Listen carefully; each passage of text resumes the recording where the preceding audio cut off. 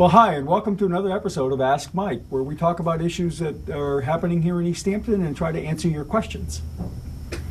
Today, we're going to do a segment about the solar photoelectric project that's being conducted on the Oliver Street landfill.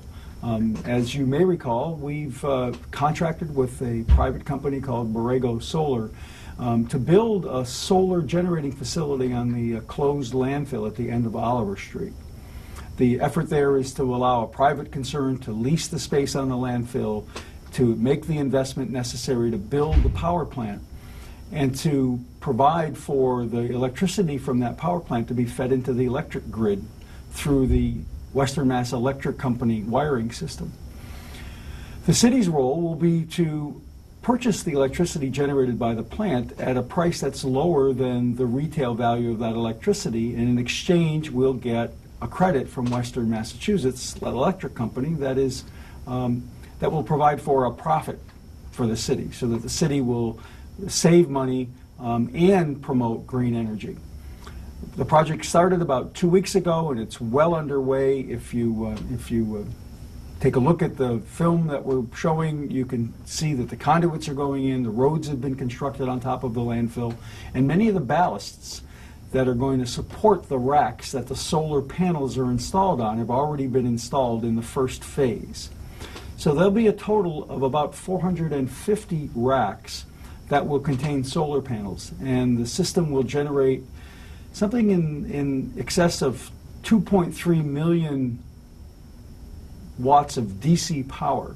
And that power will go to a pad that will contain inverters to convert that power to AC, the kind of electricity that we use in our homes. And that'll go through two 1,000 kilowatt transformers, and those transformers will feed into the grid. And so it's a pretty aggressive project. It's the first project of its kind in Massachusetts. There are a lot of communities looking at siting these kinds of solar generating facilities on landfills, and East Hampton, we started this process probably 3-4 years ago, and have finally gotten through all the permitting, and the construction project is underway. We expect to have power generated on this facility sometime in March of 2012, and that power will be fed into the grid, and the city will get the benefit from that green power. The landfill was closed and stopped accepting waste in the mid-1980s.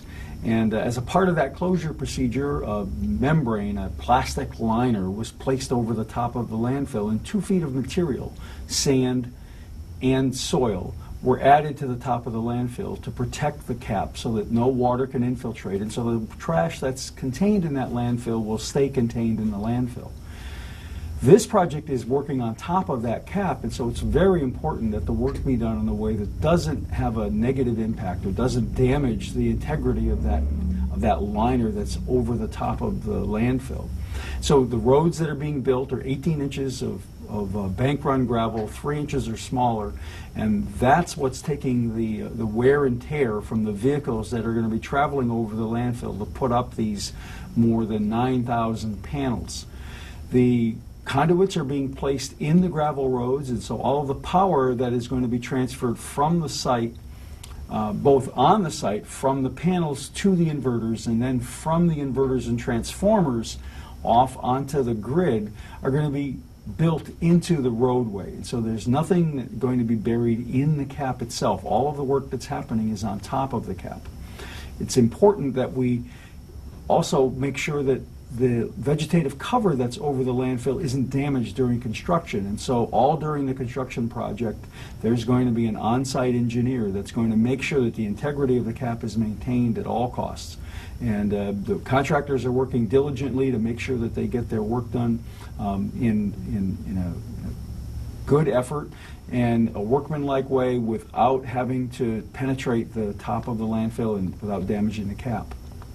This kind of a project is possible because in 1998, some laws were changed here in Massachusetts that created opportunities for the electric company to actually help developers of alternative energy. And so it's an initiative that the state started quite some time ago that's been refined over the years, and finally in 2008 there was a process through the Department of Public Utilities that created a way to do something called net metering. And essentially what that means is that if you're generating power on your site from renewable sources, that power by law has to be accepted by the utility. And so Western Mass Electric Company plays a big role, and all public utilities in Massachusetts play a big role in making sure that these projects are feasible. We've had to apply to Western Mass Electric Company for a permit to be able to meter into the grid, and they in turn have had to work with us and our developer, Borrego Solar, to design a system that's both safe from the perspective of providing power that can be interrupted if necessary, if there's an accident, and also reliability so that if there are problems, the system can be taken offline just like any other generating plant. All of that under the watchful eye of an agency called ISO New England, and they're essentially what's called the independent service operator for the electric grid in the entire Northeast region. And there are 7 ISOs here in the United States, and their role is to make sure that all of us have power, and that power is switched to places it needs to be depending upon load and demand. And so we also needed a permit from ISO New England in order to be able to affect power supply into the grid. And then finally we had to go to the Department of Environmental Protection in order to get a permit to actually operate on top of the landfill. And so all of those permits have taken quite some time to get, and we're happy to say that the final connection is running utility wires along telephone poles, and that process is also well underway. That permitting process is also well underway.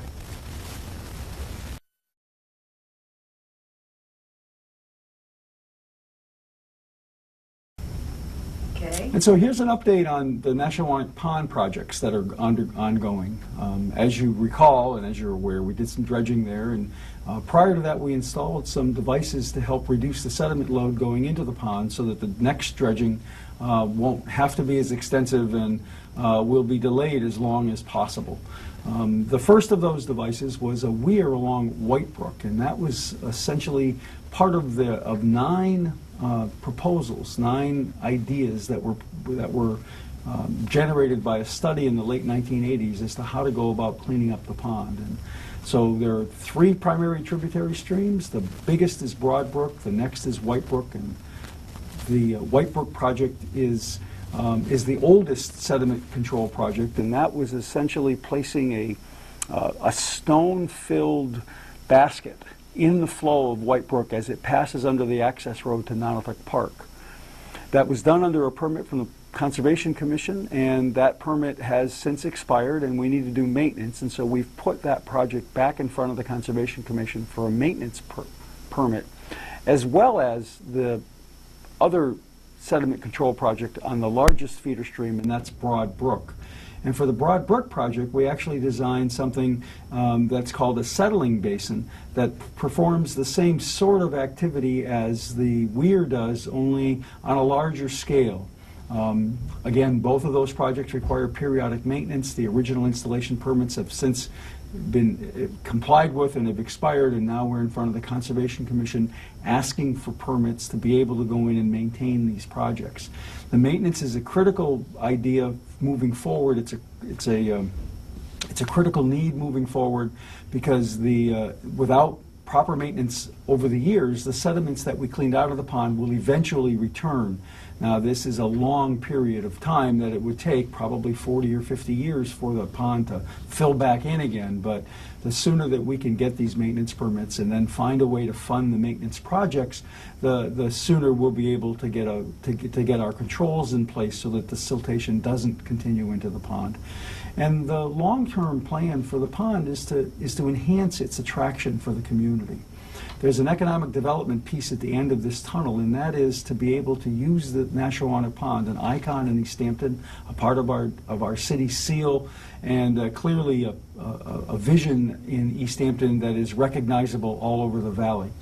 And so the idea is to have Nashua Pond become a magnet, become an attraction here in the community, so that people will stop. They'll take advantage of opportunities on the pond. They'll do fishing, they'll do boating, and eventually we'll have enough of a following here at the pond so that we'll have customers that choose to shop in our downtown, and we'll have a more vibrant downtown and more opportunities for small businesses and shops to thrive here. On that note, we, as you were aware, we did apply for a grant to build a boardwalk or a promenade along the downtown side of the pond that would serve as that focal point. Would provide an opportunity for outside art, for outside displays, outside commerce, and a place for people to gather. It's adjacent to the city's municipal office building, and so the parking that's available at the municipal office building would be available to users of this resource. And we believe that it will create the kind of a buzz that we need to make East Hampton a destination here in the Valley.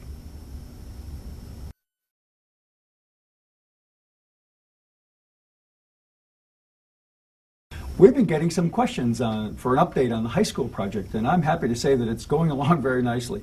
We've started pouring concrete on the site, so foundations have begun on the eastern end of the project, and actually foundation walls began being poured last week, middle of September, and we are on the way to getting the rest of the site fully compacted. You may recall I mentioned that we had divided the site into 3 sections. So the eastern section was the first section that we did preload on, and that section has been completed, and that's where we're doing the foundations and footings. The middle section, the center section of the building, the preload was approved about a week ago and has been removed from the site, and that excavation is beginning this week. The final section, the west end of the building, which is the 3-story academic wing of the building, is still under preload, and that is going to be there for probably another week from this taping. And we're hopeful that all of the measurements that we're doing are going to allow us to begin to remove that preload by the end of October. And that should lead to the final pouring of concrete, the final foundations and footings that will allow steel erection to begin. Had a project meeting yesterday, and the steel structures are scheduled to be delivered beginning at the end of October, and we expect to see the first steel erection happen on the site in early November. So that once that happens, then the shape of the building will begin to become visible to folks, and it'll look much more like a building construction project than it has to date.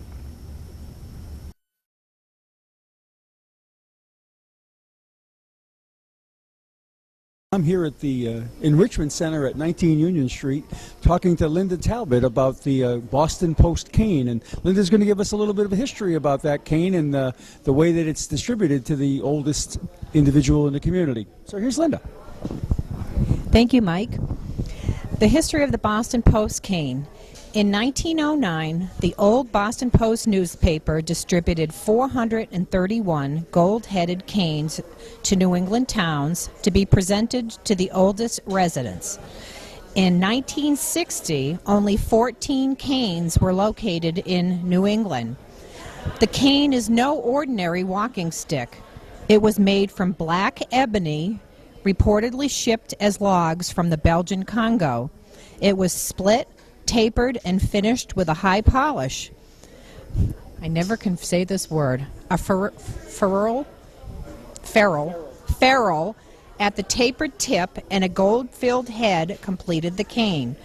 On the 2-inch chased head of the cane is inscribed, "Presented by the Boston Post to the oldest citizen of East Hampton to be transmitted." At that time, the distinction of being the cane holder went only to the oldest male.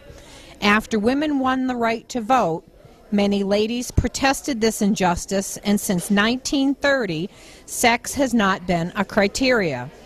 As of 1987, the history of the East Hampton cane shows that it has been awarded to 12 men. This year marks the breaking of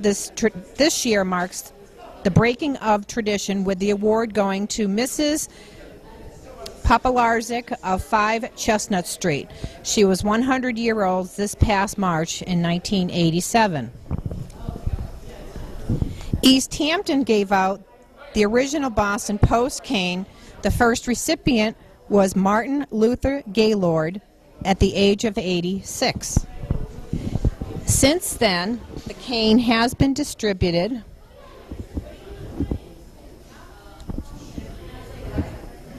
to other recipients, including Thomas O'Neill in 1934, Richard DeGowan in 1945, Charles H. Johnson in 1950, Lois Strobel in 1953, Thomas Lucia 1959, Arthur MacDonald in 1964, Peter Thibodeau in 1965, Hugo P.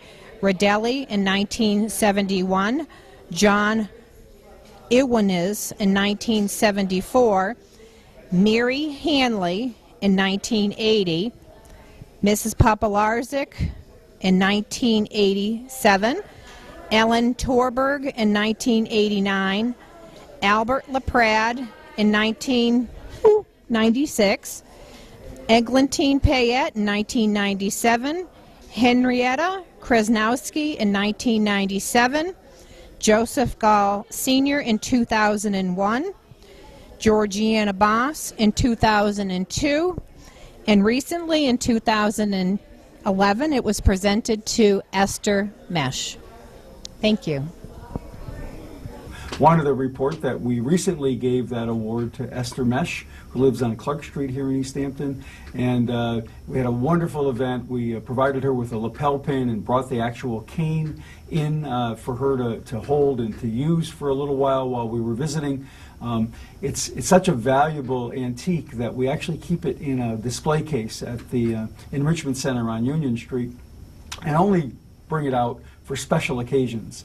The recipients of the Boston Post cane do get a lapel pin and a commemorative way of recognizing them as the oldest residents. And Esther, you may recall, was also recognized during our 225th celebration last year. She's a wonderful resident here in the community, and it was such a nice event to be able to go to her house and listen to her stories and talk about how the community has changed over the years, and to simply celebrate a glorious life. And instead of the far end of other things that we do here to try to recognize our citizens, you may have heard of something called Spiffy here in town, and SAD at the high school. And essentially, Spiffy is an organization of civic groups, parents, teachers, students who work towards recognizing young people for their accomplishments and recognizing them for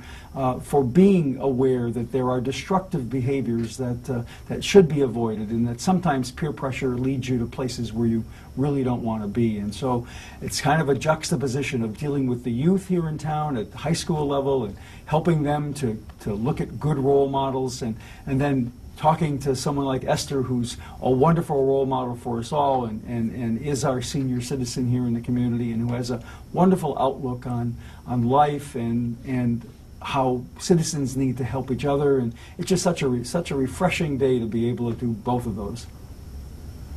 Congratulations, Esther.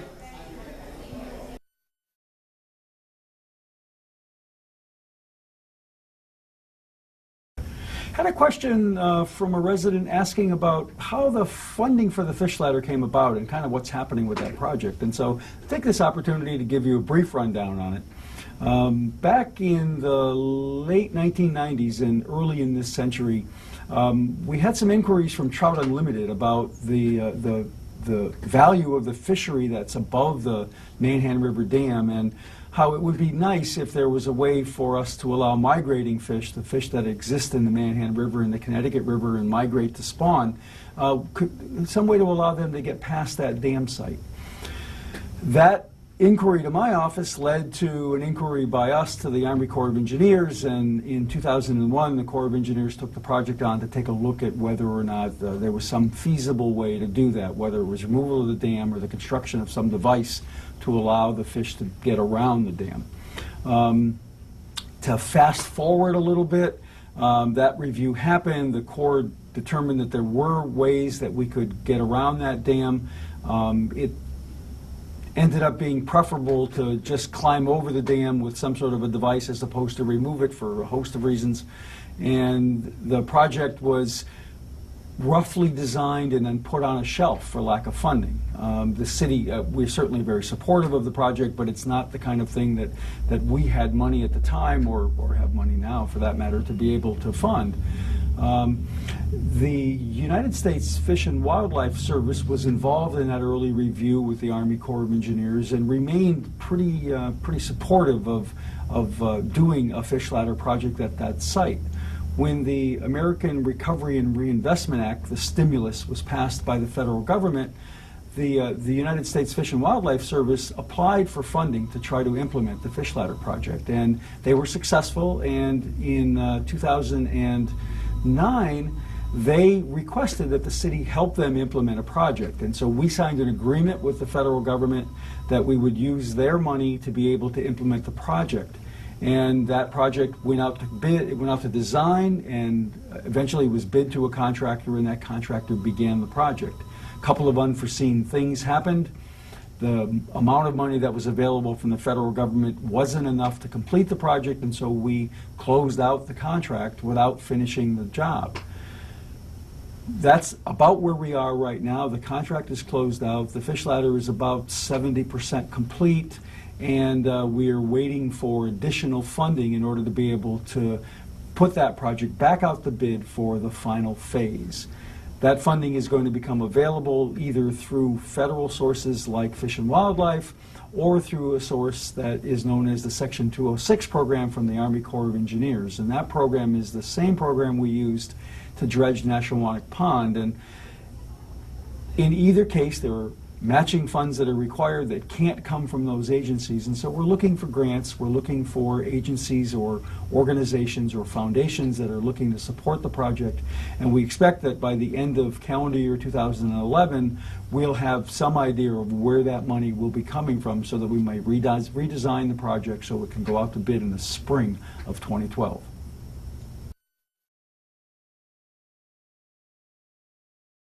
Well, that's all for today's show. Thanks a lot for joining us. You know, you can ask Mike yourself if you'd like by emailing us at askmike@ecatchannel5.org or at miket@easthampton.org. Thanks again for showing up. I hope to see you again.